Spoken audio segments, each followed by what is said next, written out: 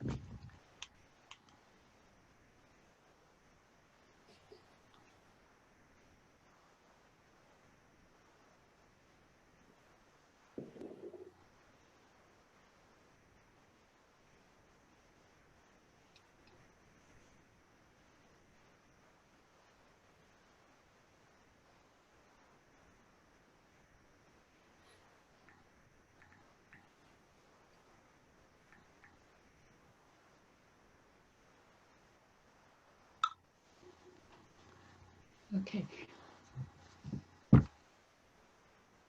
Hello, everyone. I think it's now 6:30, and we should get going on our Zoom tour of India.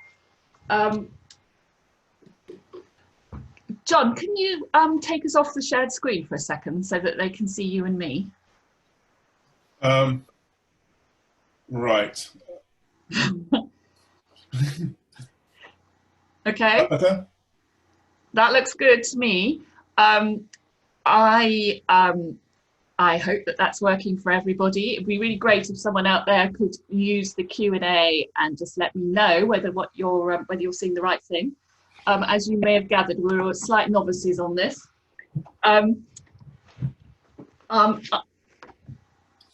Yes, good. Okay, lovely. That's very reassuring. Thank you very much. So I'm Catherine Croft and I'm Director of 20th Century Society. And we're a building preservation organisation. We're the national organisation in the UK dedicated to conserving buildings from 1918 onwards. And we have members and we would love you to join. I'm sure there are some of you out there who aren't yet members. We do a lot of events in the UK to entertain and keep our members happy. And also do a programme of foreign trips in better times. And last November, we were lucky enough to go to India. So what we're going to do today is John East, who is a very long-standing 20th century member, and I think we call him our honorary photographer. He comes on a very large number of our trips and is an excellent photographer, is going to talk us through the buildings that we saw on the trip. If you have got questions, can I ask you to put them up on the Q&A, and I am going to try and monitor those. And we went to 3 different cities. So we went to Delhi, Chandigarh, oh no, we went to 4 cities. It was just, sorry, most of us went to 4 cities. Some of us only went to 3. So at the end of each group of slides for each city, we'll have a pause and I'll put some of the questions from the Q&A to John or answer them myself. And then we'll go back to the slideshow. So John is a bit notorious. When we do this in Cowcross Street, we are always there until kick-out time at 9 o'clock. We've done a rehearsal and we hope that we will be done within an hour, but I cannot guarantee that at all. Controlling John is way beyond me. But I'm sure there will be some real treats. Before we go into John's slides, though, I just wanted to say a big thank you to all the people who made the trip possible. So to my co-leader, John Wright, who I hope is out there watching tonight, but he's also looking after his daughter, so he's not manning the screen. And to all the people, both here and in the UK, and particularly the people in India, who made the trip so memorable and made it just so informative and interesting. And I've got a little picture slideshow of some of those now, if I can manage to do that. And for those of you who were on the trip, we have exciting news about one of our tour leaders. So, well, before I go any further, I should say enormous thanks to both to Stuart Tappin, structural engineer, long-time 20th century supporter, who helped us put the itinerary together, and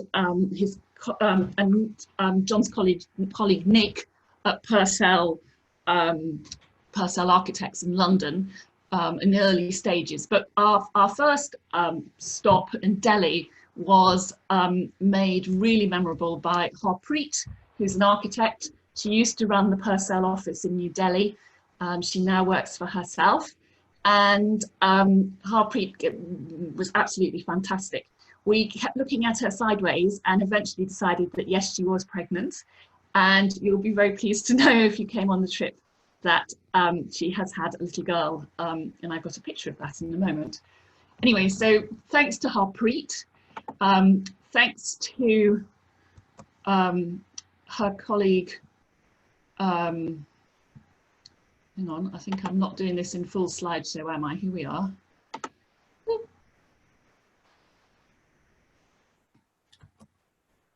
we are. Her colleague Shelley, who also showed us around in Delhi, and introduced us to architect Raj Rule, who took us to some of his own buildings. is, I think, it was an incredibly memorable experience to actually meet him. We also had an excellent lecture from Anum Basai from AGK Menon at INTAC. Anum was the co-author of the guide to Delhi that many of us were clutching. Swampa Liddle took us around some of the Lutyens buildings at very short notice. Actually, she was great because the person that we were going to do was a PhD student who was got a job in Switzerland at the very last minute. So it was congratulations to her, but enormous thanks to Sukhna for stepping in. So that was our, oh, here we are. This is Harpreet's baby, born after we left and doing well. Then we moved to Chandigarh, where we were helped by Sangeeta Mita at the Chandigarh College of Architecture, and Seema Gara, who is the Deputy Curator at the Government Art Museum that's designed by Le Corbusier. And John and I, that's John on the far right there, John Wright, and I were asked to come and give a lecture at the architecture school on why conserve 20th century architecture, which is something we really like to do when we are doing foreign trips, is to have that debate about what are the common causes and what are the differences between the campaigning for 20th century buildings in the two countries. We then went to Ahmadabad, where Rabindra was a fantastic guide, real expertise both as an architect and as a conservation professional, and incredibly patient with the difficulties that we were having when getting into some of the buildings. We were incredibly lucky and got in, I think, practically everywhere that we could possibly have dreamed of going in that fantastic city. Thanks very much to him. We had a guide with us all the way called Imran Khan. Here he is looking very decorative in front of a screen. And I didn't go to Mumbai, hence my confusion earlier. I left the group at the end of the third stage of our trip, and John took people on to Mumbai, where Vikas Dilawari was excellent, and we also were incredibly impressed by Art Deco Mumbai, and Atul, who helped us. If you ever go to Mumbai, do check out their website. It's absolutely fabulous and absolutely stuffed with information. They've done a great job. So that's oh, and I just wanted to say, we were also, one of the joys, of course, of our trips is that we also have our own experts. We had, well, many very knowledgeable people along as punters on the trip, but not least Elaine Harwood, who I'm sure many of you know, great expert on 20th century architecture. And I think this is Elaine filling in extra details about Art Deco architecture in Mumbai. So, oh, I know, yeah, no, that's fine. Excellent. So having done that, I am now going to hand over to John. I have one last little message before we do that, in that we're doing this event for free. We very much welcome you on that basis. If you were able to give us a donation towards our campaigning, we would be absolutely delighted. And as an extra inducement, we have put together a set of 4 greetings cards with some of John's images, and everyone who donates £10 or more tonight will get sent one of those. So I hope some of you will feel that that's something that you would like to have. Anyway, I'm now going to hand over to John. Great. Well, thank you very much for that introduction, Catherine. And I suppose going to wait a second. Yeah, start with just some context, because of course India has a fabulous architectural legacy and history and heritage. This is the stepwell in Connaught Place from the 14th century. And we spent a good day, looking at the architectural heritage. This is the tomb of Isa Khan in the Humayun tomb complex from 1547 to 1548. And the even grander Humayun's tomb from 1565 to 1572.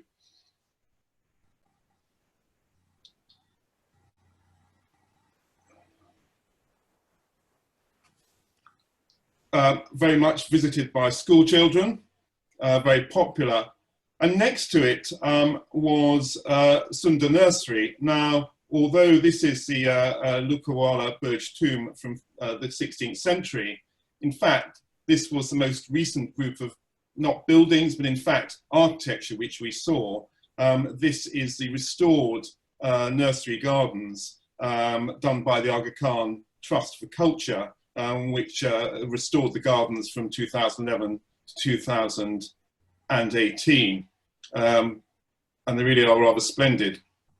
We also, in terms of acclimatizing ourselves to Delhi, went to the Chandni Chowk area near to the Red Fort, and particularly the Kanari Bazaar, an area of complete, dare I say it, not quite madness. But amongst that is this delightful little alley, the Nagura Mansions, or Nagura Gali, of the bazaar, where there are these gorgeous houses from the 18th century and these beautiful entrances to the Osman's houses. But the bazaar itself did have some 20th century, these 20th century shop fronts among the madness. But we get to architecture proper and start off with what people might think is in fact a bit of postmodernism, but in fact the Jantar Mantar of 1723 to 1724, built by the Maharaja Jai Singh of Jaipur, which, if one could guess what it is, I think one might struggle, but in fact, one of 5 giant astronomy sites built to complete the task of revising the calendar and astronomical tables, which comprises of 13 architectural astronomy instruments. And as I said, you know, you might think it was postmodern from the 70s or 80s, if you didn't know.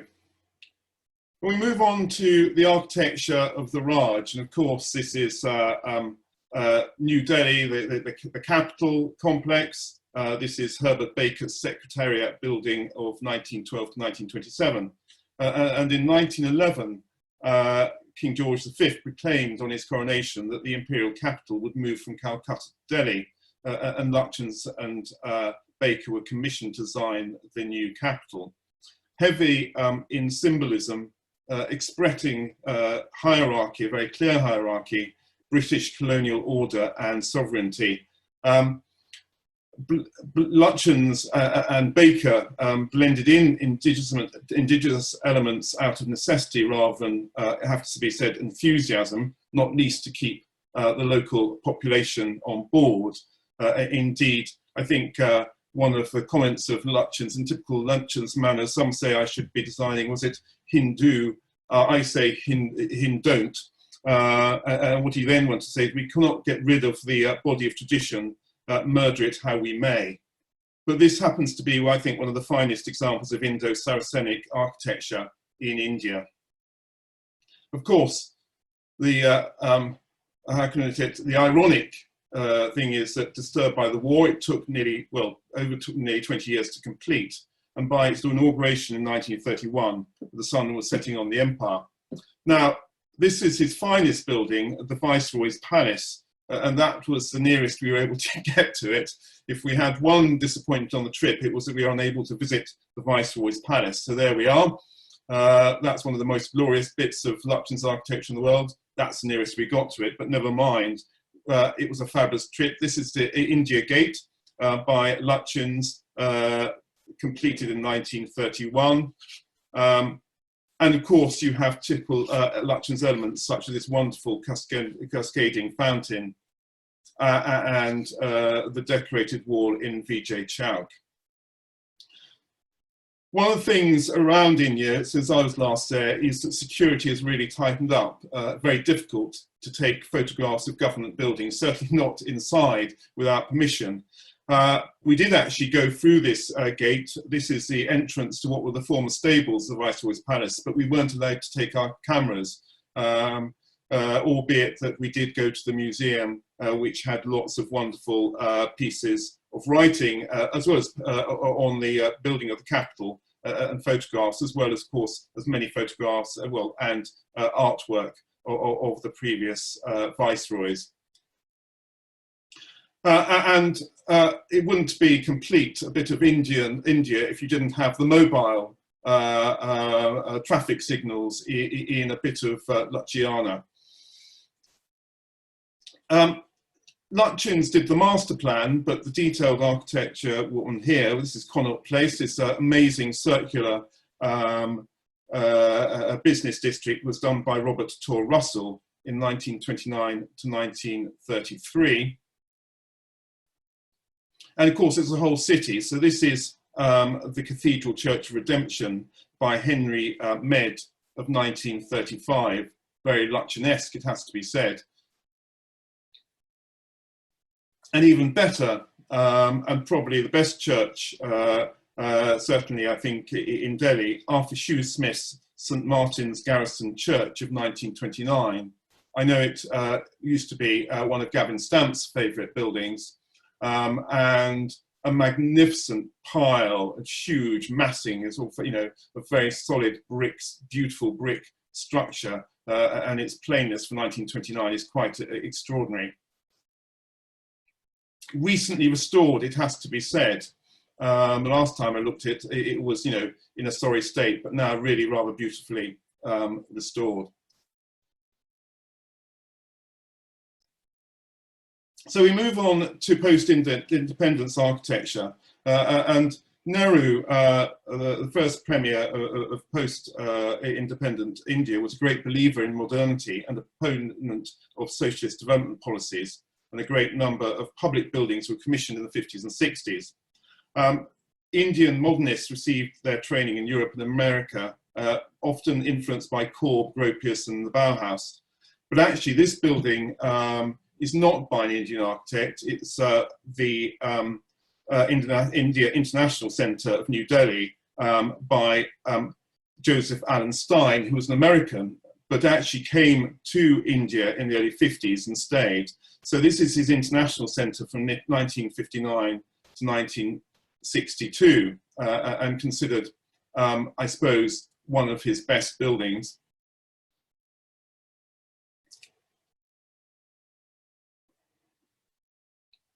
And we spent a day looking at Stein's architecture. This, moving on, is the Triveni Kala Sangam, which is the Academy for Music, Dance and Painting of 1957 to 63 by Stein.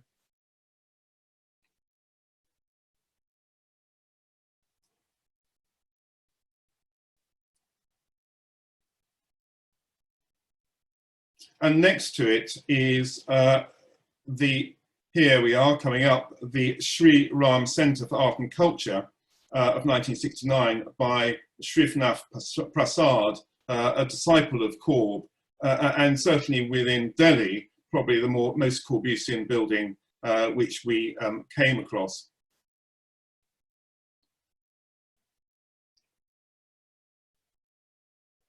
This is one of Stein's last buildings, the India Habitat Centre from 1993 to 1994.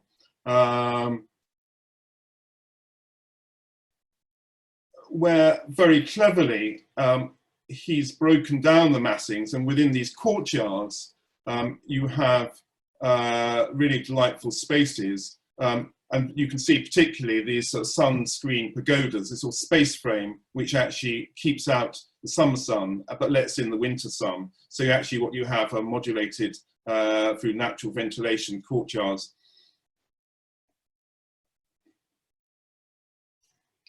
Moving on, this isn't by Stein, but by Kuldip Singh, This is New Delhi Municipal Council, right opposite the Jantar Mantar, a most amazing piece of almost, I suppose it is brutalism, of 1965 to 1983. And then we come to one of the Indian greats, Charles Correa, an RIBA gold medalist. This is the first building of many which we were to see by him, the Life Assurance Corporation of 1975 to 1986. But by the 1970s, a new generation of architects were learning from the past and reinterpreting traditional and vernacular forms. And this is Charles Correa's National Crafts Museum of 1990. I suppose what they call themselves regional modernists, which was actually a term coined by Stein. And this is the British Council Library, which was designed by Charles Correa with the engineer Mahendra Raj, and with this fabulous mural at the front by Howard Hodgkin from 1987 to 1992. And now we come on to the first building by Raj Rao, the State Trading Corporation of 1976 to 1989.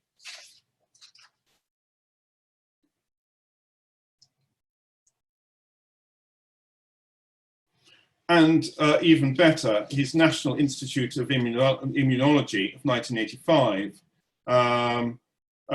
which certainly looks to as much as we're looking to the future, looks to the past in terms of its massing, sort of very much building on sort of traditional urban forms, particularly in places like Rajasthan, as well as some of the colours from the colonial period.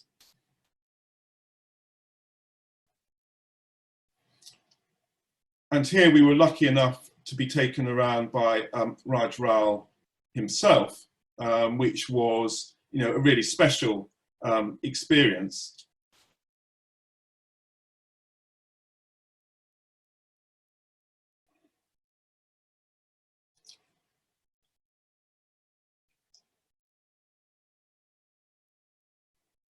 And here you see the great man himself.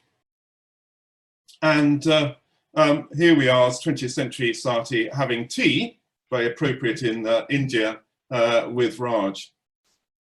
As to the 2000s, the architecture has been really rather mixed, dare I say it. The economic boom has led to some really dreadful pieces of commercial architecture, but amongst that are some jewels. This is the Alliance Française de Delhi, which is an Indo-French cultural centre, which was won in competition between SPA Design and ARBD Architects. In fact, one of our guides was involved in this from 2001 to 2004. And lastly, in terms of Delhi, we arrived after, 3 or 4 days at New Delhi railway station from 1926 to travel up to Chandigarh. And all the madness, as you'd expect. These are the sort of porters getting our luggage onto the train, which, dare I say it, the service was done slightly better than one would find in the UK. And here we are. These are all our trunks, but also Imran Khan on the right, our indefatigable and wonderful guide for the duration of the trip. And shall I stop there, Catherine, for some questions?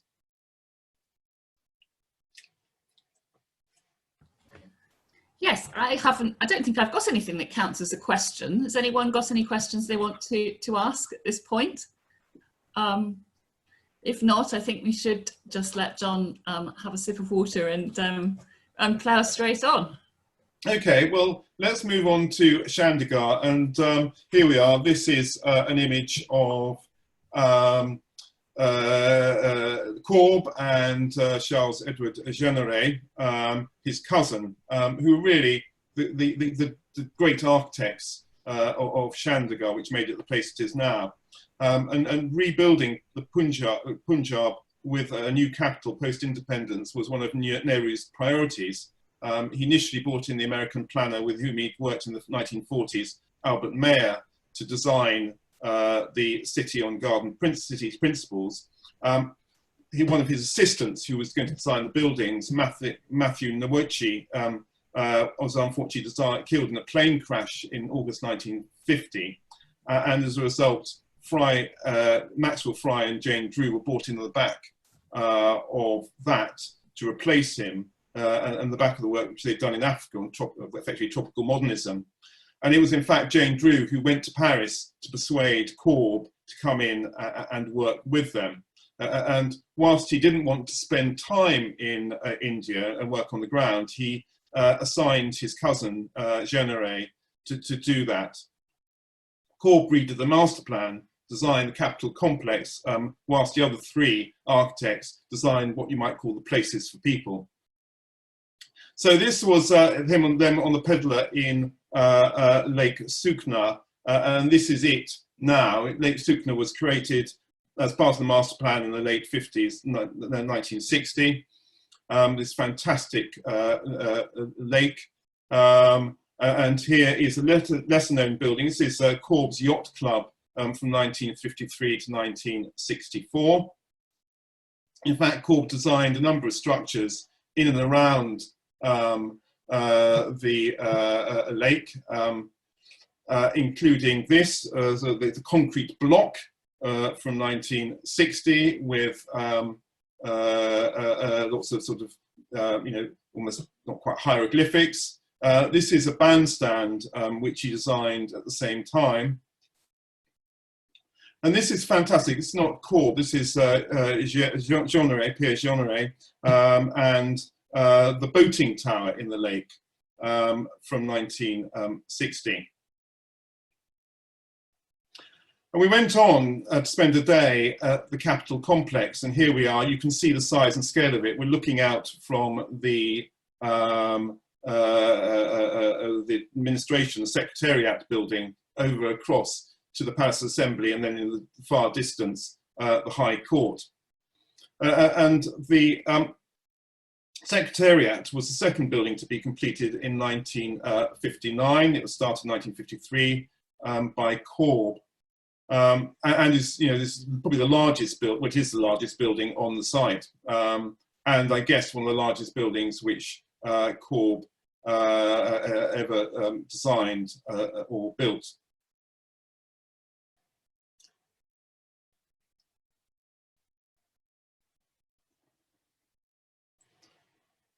Up on the roof, of course, what you'd expect from a Corb building, really fantastic and fascinating roof structures. Building hasn't been restored, but it's very much a working building. This was it when it had just been completed. But the Assembly building, the Palace Assembly from 1951 to 1962 very much has, and is just most amazing and wonderful building. And that sort of coning tower is actually where the Assembly is held, which we were able to go inside, but unfortunately not photograph it.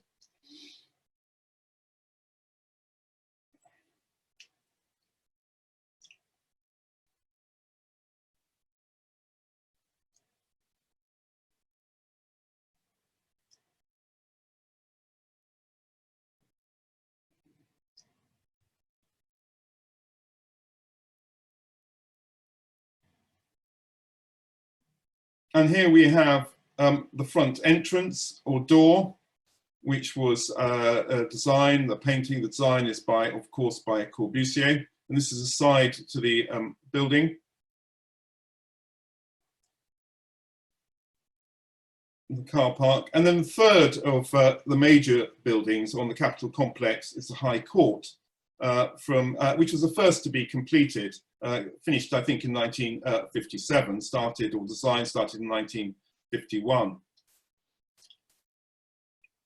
And Corb basically would go there for a period of time. He didn't really stay at any duration there. I think he made 14 visits during his entire period. And a number of project architects, Indian project architects, looked after the completion and design and detailing of the building on the ground. This is the ramp which takes you up the building. And you see when we went up there, the courts were in progress. And here we are on the roof.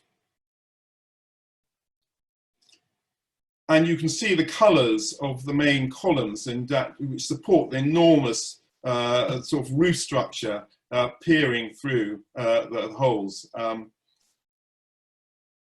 This was, in fact, just been restored, one of the original carpets from 1954 for the courts. This wasn't completed during Corb's lifetime, but is the open hand monument, which he designed in 1964, but the structure itself wasn't completed until 1985.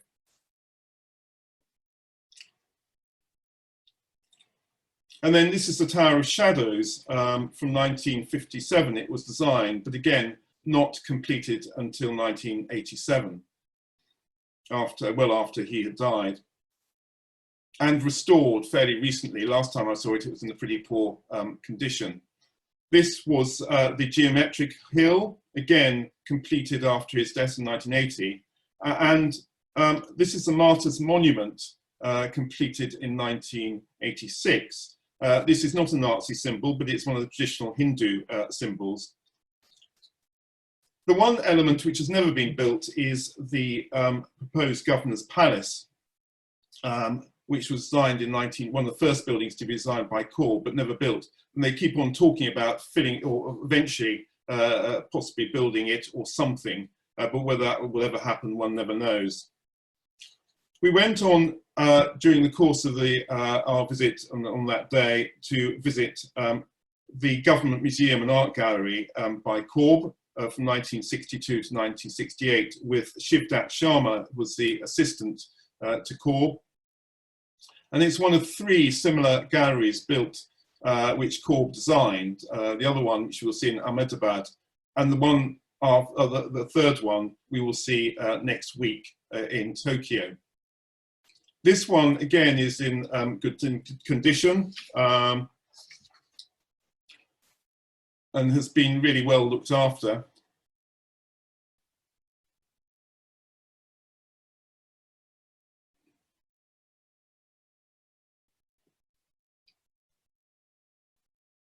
And this was the auditorium, completed in 1968, which Corb designed adjacent to it.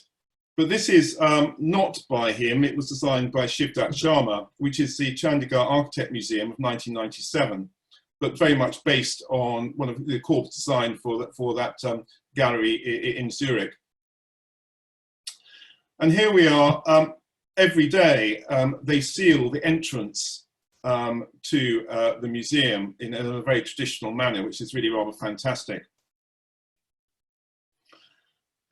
Other buildings which are either by Corb or influenced by Corb include this, which is the College of Art of 1961 to 1962 by Corb and Aditya Prakash.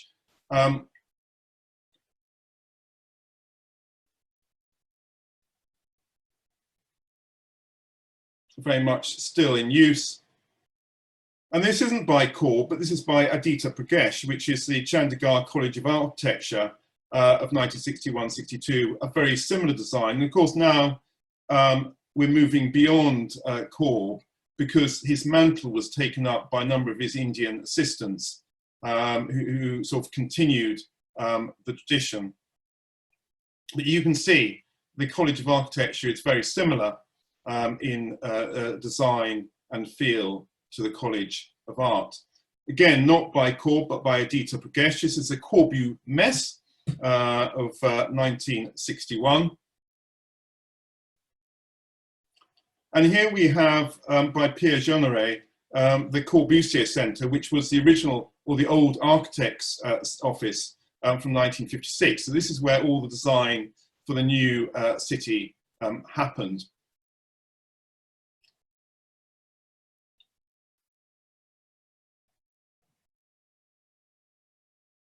Now we come to the residential buildings. This is that manhole cover, wonderful, which you see throughout the city, designed by Corb, which shows different sectors. And here Jane Drew comes into her own, and well, she's not really Jane Drew, it's the Indian architects who really carried through much of the residential design and districts and sectors across Chandigarh.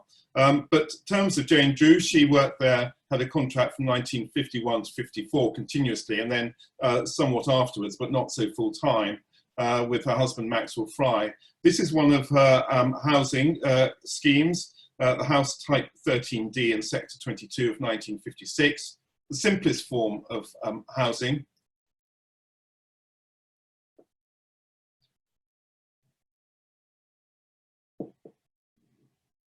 This is by her husband Maxwell Fry.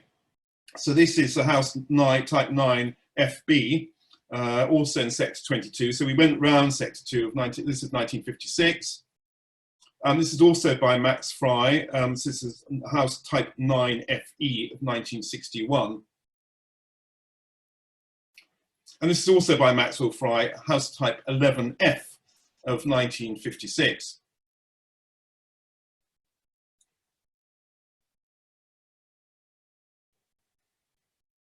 This is by Pierre Jeanneret, so this is house type 13JB, actually in sector 23, the adjacent sector, also from 1956. But you get a feel for the nature of the housing which they designed.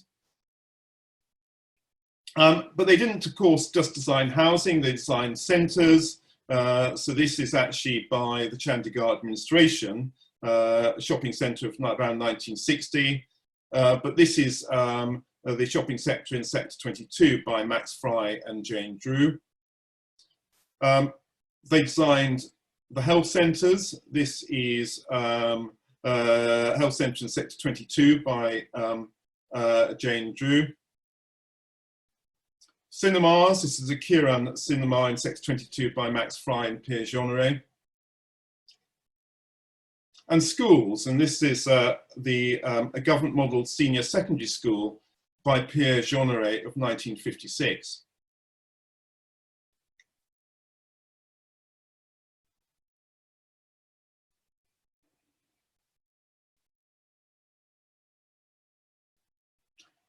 And even they designed open air theatres. This is by Aditya Prakash, Corb's assistant, but done much later. This is 1980.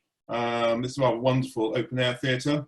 And here they are with lots of happy and delighted school children. And then we come to Pierre Jeanneret himself. This is his house, which was a house type 4J from 1954. I mean, Pierre Jeanneret stayed the distance. He stayed throughout about, what, I think until his death, nearly, working on Chandigarh. He was a fantastic mentor of the Indian architects and actually led a fairly simple and humble existence. And this is his house, which is really rather fantastic. Which Catherine told me, I think, that you can possibly stay in. Which hopefully will happen to us, something we can do at some stage in the future, now converted into a museum.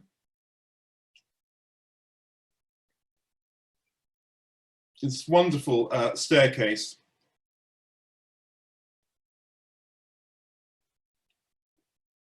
Up to the sleeping quarters and the gorgeous lattice sort of veranda and open shaded area.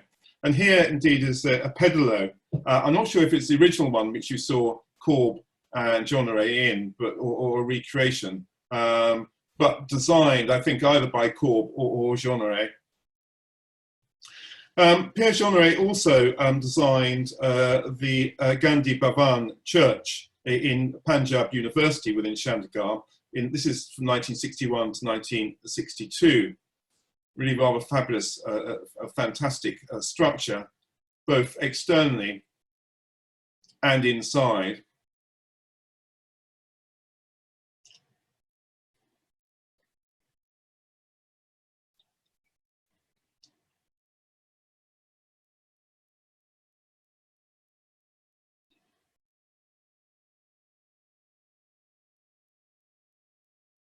And Punjab University, we spent a good time going around.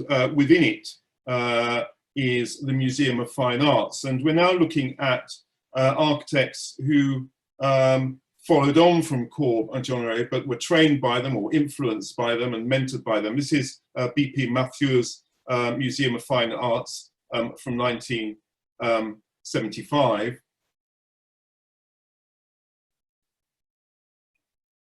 And this is the Arts College, a little earlier, 1966.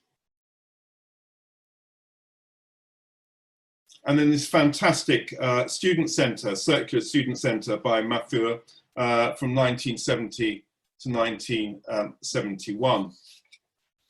And here we have also by Mathieu, because he did most of it at the campus, the Punjab University campus. This is his Joshi library. But Jean Ray did also design. This is the Science College from 1966. And he also did the Hostel for Boys from 1966 as well. I'll just finish off Chandigarh. We saw this in reality. We saw it, the first thing which we saw when we arrived at Chandigarh, but I'm going to show it last because it's so different. This is Nek Chand's rock garden of Chandigarh. It's the most amazing park. Nek Chand, I think, worked for the local administration. He loved collecting rocks from the Himalayas, and he stored them within this disused or abandoned gorge in Chandigarh, and started building these most amazing structures from about 1957 onwards. In fact, the gorge, or the area where he built, was protected, had a conservation order on it. You couldn't build anything. And he carried on building for 17 years until the structure was found by the authorities in 1975. And indeed, at that time, they threatened to demolish it. Thankfully for all of us, they didn't do it. So, and in fact, because of the public outcry, it was decided to keep it. And the next year, Chand managed to get 50 labourers to start working on completing and extending it. And in fact, that continued until his death back, in the late 90s. And it is the most extraordinary, place, and in Chandigarh, of all places, it is such a complete contrast to everything else you see in that wonderfully civilized city. But all these amazing structures made from, and people made from recycled materials, either rocks, pieces of used ceramics, which he would collect from, God knows where he did collect them from, and made these incredible structures and incredible creations. I mean, it is really something to behold. And we were very lucky because we got to see it both during day and then at night time when it becomes lit up and becomes quite eerie with these almost, these structures start to take on a life of their own. So, I mean, it was the most amazing thing you could ever see. And I have to say, not having known about it, but having been to Chandigarh before, just a complete surprise, and the very last thing I expected to see when I arrived in Chandigarh, but I'm ever so glad that I did, because it was just totally amazing. Lovely. So, shall we have another break? Yes, okay, we have some questions. Thank you very much for all of that, John. Quite a few about conservation issues. So we have one that says, were the colours, for instance, in the court buildings, were they original? And then Tricia Crosby has said, I was in Chandigarh in 1996 and wondered if John or you had been there around then and on last year's trip. Wonder if you could comment on the whether buildings have been repaired during that time.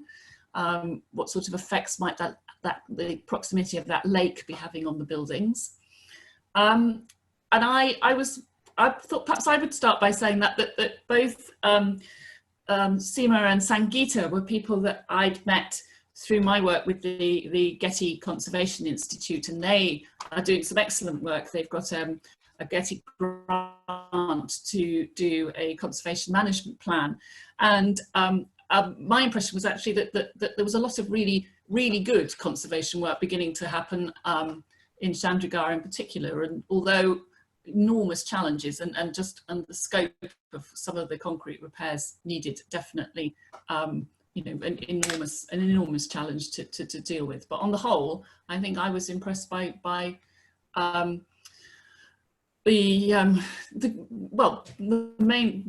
most of the buildings being in excellent shape. I mean, a couple of very notable exceptions though, weren't there? Yeah, I think certainly within Chandigarh, they've done a tremendous job in restoring the buildings, certainly from when I'd last seen them about, what, 16, 20 years ago. So, I thought they'd done a fabulous job. But and Chandigarh as a whole is generally well looked after, which we're going to come on to Ahmadabad, and you'll see. Which is a real contrast. Yes, yeah, absolutely, yes. And then just one more perhaps before we move on, which is someone here says, Andrew says, I have a slightly strange question. Do we know why there are so many pot plants spoiling the architecture? They're totally out of scale with the buildings. Do they have any particular cultural significance? I don't think they do have any particular cultural significance.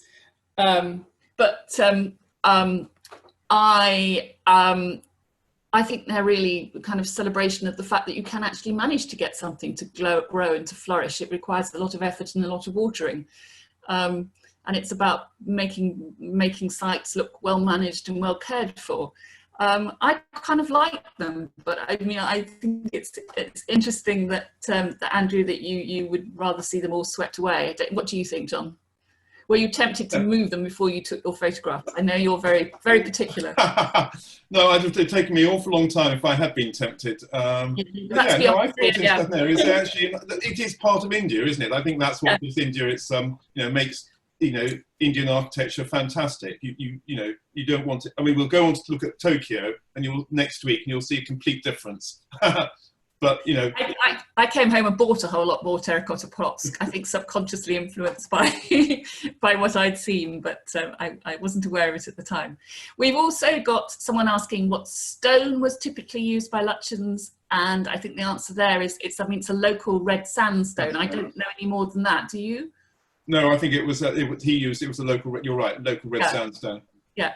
And then John Wright, my co-leader, has texted me to say, you've forgotten to say that the Capitol complex in Chandigarh is a World Heritage Site, which is obviously true and very much part of the story about how Chandigarh is beginning to, is making a huge effort to do the right thing by those amazing buildings. Okay, shall we carry on? Yes, let's go on to Ahmadabad. If we can. Very good. Ahmedabad is the largest city in Gujarat, has a significant Muslim population. And here is the Sidi Side Mosque from 1572, and is also certainly was the centre of the Indian textile industry, which we'll come on to discuss in a minute. Also, this is where Mahatma Gandhi lived for a while. I think he built this house in 1915, and indeed lived here till 1930. It has obviously become a heritage centre. So this was his house. It's fairly simple inside, but for us, the relevance, obviously, of course, apart from Mahatma Gandhi, is adjacent. Is the Mahatma Gandhi Centre by Charles Correa from 1958 to 1963. And as I said, this is an early example of Indian architects moving away from pure modernism into sort of much more looking at the heritage and an interesting ideas of updating the architecture, but looking backwards as well as forwards. And we spent, a morning looking at Charles Correa's works. It's this wonderful museum, all open air, very, and this is the Gandhi Smarak Sangrahayalaya. I knew I'd get stuck here. This is basically a cricket stadium in Ahmadabad by Charles Correa from 1958 to 1963. A wonderful look at the structure. This is then within the stadium, and how to make a cricket stadium a piece of really top, class architecture, and as you can see, so two buildings built contemporaneously by Charles, or designed by Charles Correa, are both completely different. This is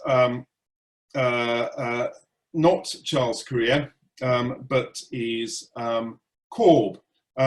So on the back of Corb starting to work in Chandigarh, the mill owners in the city, prosperous mill owners, but also socially and socialist minded, invited Corb to come to the city, design a number of buildings. And this was the first completed one, which is the Villa Chaudan. It's a house for one of the mill owners from 1951 to 1956.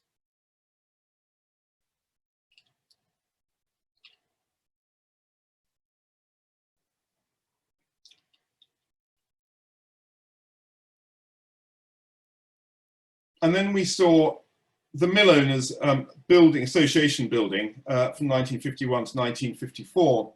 We were incredibly lucky to get in, it has to be said, and we thought at one stage we probably wouldn't get in as the guy didn't turn up. He did eventually. I'd love to have shown you the inside of the building, but we weren't allowed, like on a number of buildings, to photograph at all inside. In fact, we had to negotiate just to film the exterior, let alone the interior. So we were very lucky in that regard, and this is the rear of the building. But it's looked after pretty well. And what I love about it is the way the vegetation has grown up and become absolutely, key part of this building. And like all his structures in Ahmadabad, very open, see-through and transparent. We talked about buildings being well looked after. Unfortunately, this is one that isn't. This is the museum, Corb's museum, 1954 to 1956, which was pretty much empty since it was basically created and never really properly used as a museum. And as you can see, really is in a poor state of repair. When we went there, we could get in. There was sort of like an artist using a bit of it internally, but compared to the museum in Chandigarh, it was really looking rather sad and sorry. But to take architectural photographs in one strange way, sort of, if you like, dare I say it, modernist porn, then rather wonderful. And here we are. Here's the only bit which was in there of sort of say sculptural or artistic interest is this sculpture of Queen Victoria without her nose. This isn't by Corb, but this is by one of the great architectural, I suppose, masters of Ahmedabad, B.V. Doshi, who worked with Louis Kahn, which we're going to see his work, and also with Corb at Chandigarh, and has recently been, in the last few years, the recipient of the Pritzker Prize. This is his Tagore Hall of 1967 to 1971.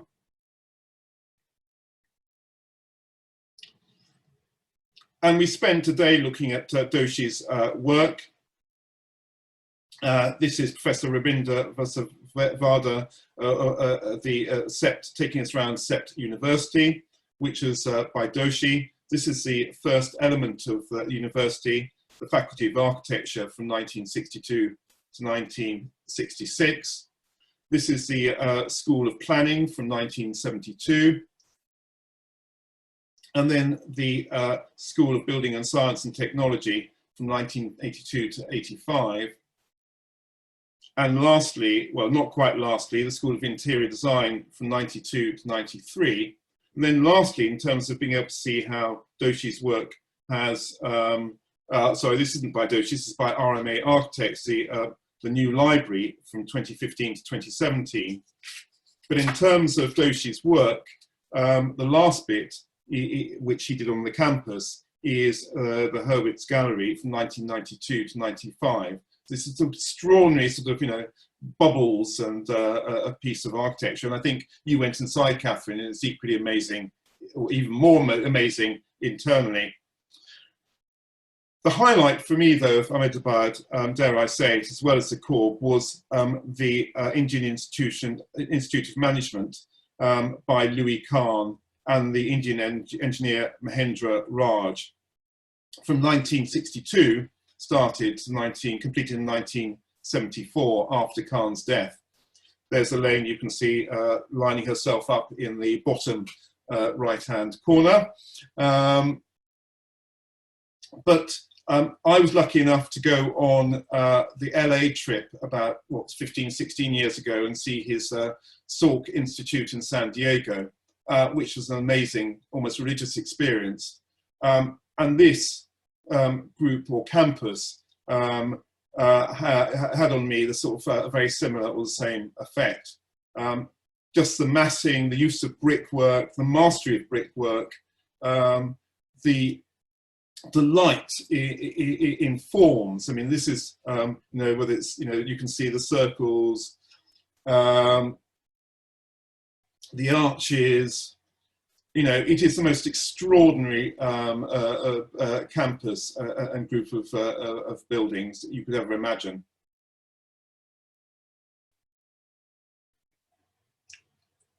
So that was a whistle-stop tour through Ahmedabad. Catherine, should we have a break there for any more questions? Hello, Catherine? Right. Are you there, Catherine? No? If not, in which case I'm going to hope that Catherine does come back on. I don't know what's happened to her. And I'm going to go on to our final point of our destination, which is Mumbai. We had a sort of, not all of us went to Mumbai. We spent a couple of days there. Mumbai became really prosperous from the 1850s onwards as the British Indian cotton export trade funneled through Bombay, as it was then called. This is and whilst it is obviously the 20th century, I couldn't not show Victorian architecture, because some of the highlights of colonial Victorian architecture are in Mumbai. This is St Thomas Cathedral and Churchgate. The original building was from the 18th century, but then enlarged in 1862 to 1865.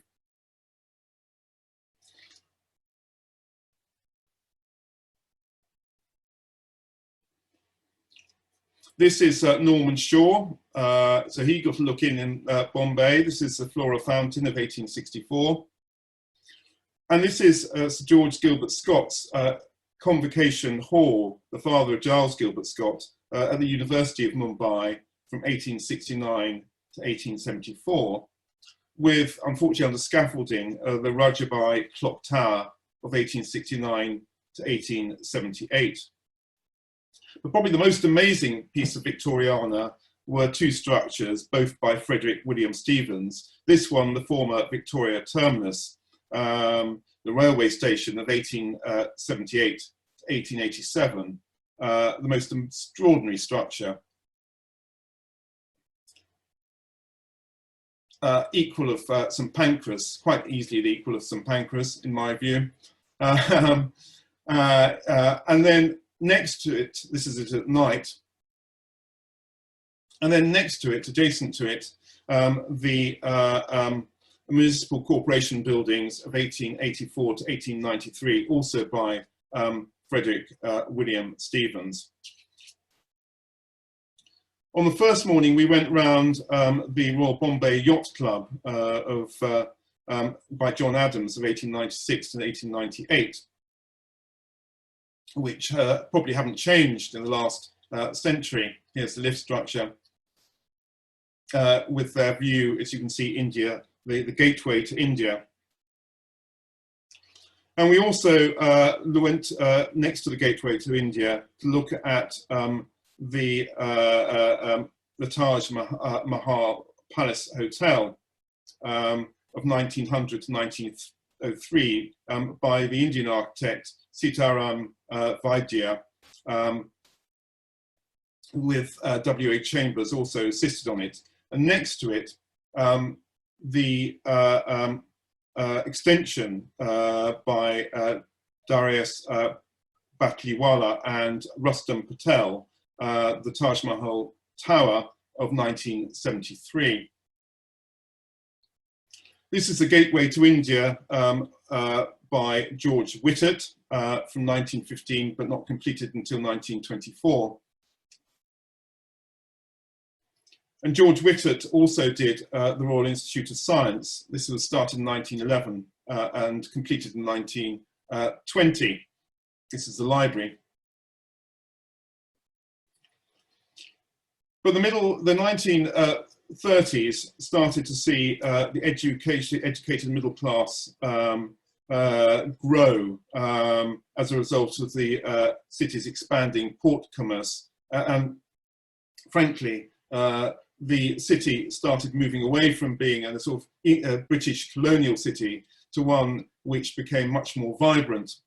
And here we are with Charles Frederick Stephen's Regal Cinema of 1933, but with Art Deco being the preferred style.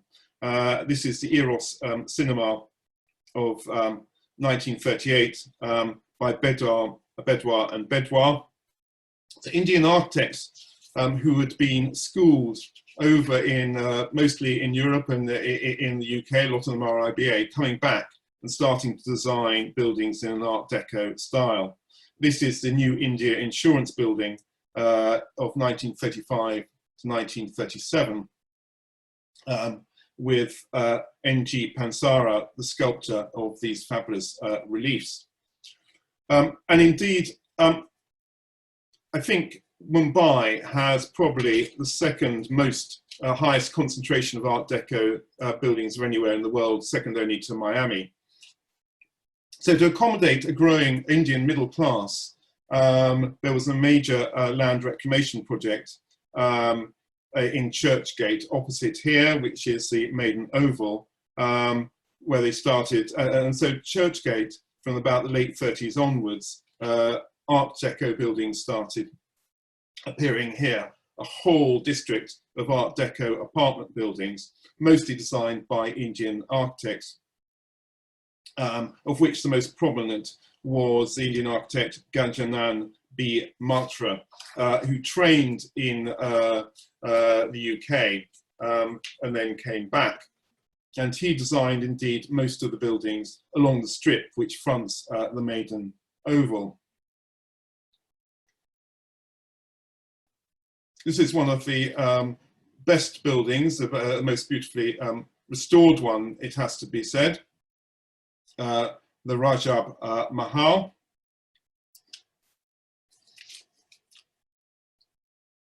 But you can see all different Art Deco styles, but actually at the time working to a strict uniformity in terms of building heights. This is Sunshine. And next to it, we would have, of course, also designed by Martyr, Moonlight.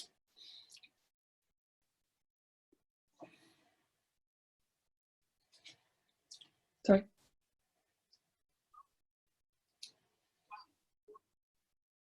You can see all very different, but with the uniformity, as I say, imposed by strict height control.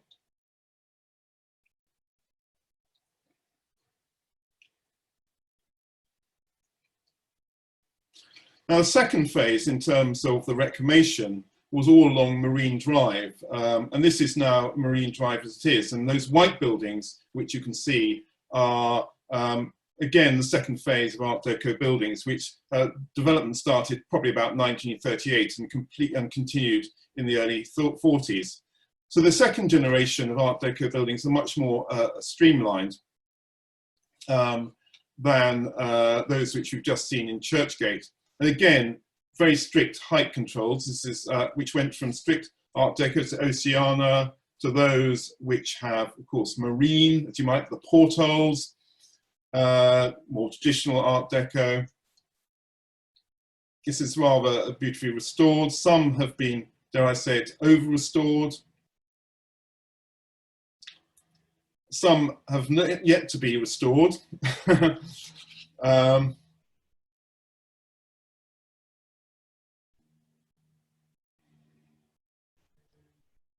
And then we have a group of here, 4 buildings, all designed by P.C. Dastur.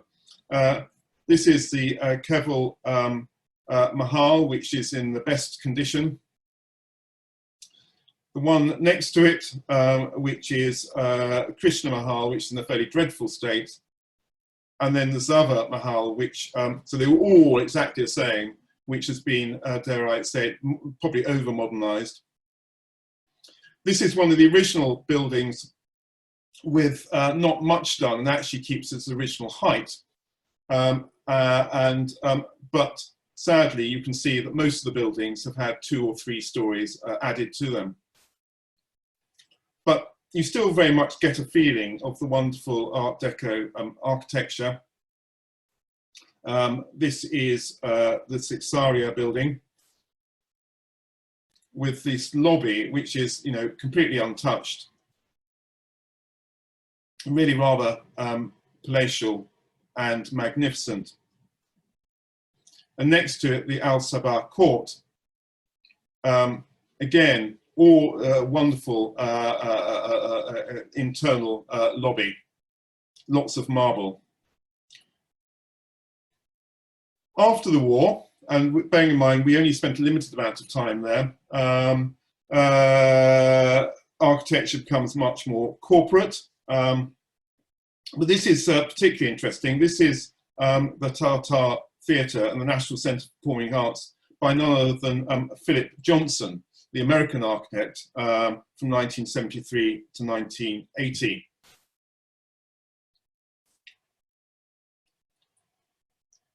And this is before Johnson went all Pomo, probably one of the last buildings before he started to go all Pomo, with the murals done by Shavak Chavda inside.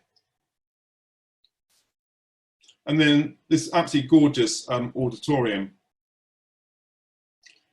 And that really was the end of our trip. So looking over the bay, across the bay of Mumbai, until on our way home, we did spot this. So this is taken from the coach. This is the building Antilia, it's called, from 2006 to 2010 by Perkins and Will and Hirsch, which is a 27-story tower for the richest man, I think, in India, who lives there by himself with his family. And on one level, it's interesting. On another level, it's really rather grotesque when you think about the inequality which exists and the poverty that there is in India. But I think it's a sign of what's happening in India, places like Mumbai, Bombay, and Delhi at the moment, this enormous explosion of wealth, which is both a good thing, but also, dare I say it, deeply problematic, not least in its architecture. So there we finish, except for the airport. And as we left India, Terminal 2 of the International Airport at Mumbai by SOM, Skidmore, Owings and Merrill, from completed in 2014. Really rather good airport building, and a million miles away from their Miesian modernism of the 50s. And very lastly, you'll be wondering what this is. This is a piece of graffiti which I found in the toilets of the School of Architecture in Chandigarh. Normally, toilet graffiti isn't particularly interesting, or certainly not one which you'd want to show on any lecture. But this one, you can see, is Kenzo Tange, Japanese architect, inspired by Corbusier, worked in Japan after nuclear attack on Japan, then talks about the war memorial in Hiroshima. So here's the link, because of course next week we will be seeing that very building, which you can see that sketch of on our slideshow on Tokyo and Japan. So with that, I think I've finished my bit. Over to you, Catherine. Great, thank you so much, John. That was wonderful. And I mean, a really good overview of the extraordinary wealth of buildings that we saw. You know, it's absolutely stunning to see them all relived like that. I mean, we packed in. We were only there for just, well, 2 weeks for those that went on to Mumbai. We packed in an enormous amount, and I hope you've enjoyed sharing that with us. And I mean, I know how much everyone who came on the trip, you know, enjoyed being with us. I very much enjoyed having the company of some of our members on the trip. We obviously just are in strange times at the moment. We hope very much that we will be able to run similar trips again before too long, but at the moment, unfortunately, all our trips are on hold. So I just want to wrap up really by saying a huge thank you to John. Thank you to all our guides in India, all those experts without whom we couldn't have done this, and without whom we wouldn't have had the depth of experience that we had. Thank you to Cox and Kings, our travel agents who organised all the hotels and the transportation. And just before I go, a final shout out for, if you're not a member, please do consider being a member, not just so that you can come on our trips, but to support our conservation work.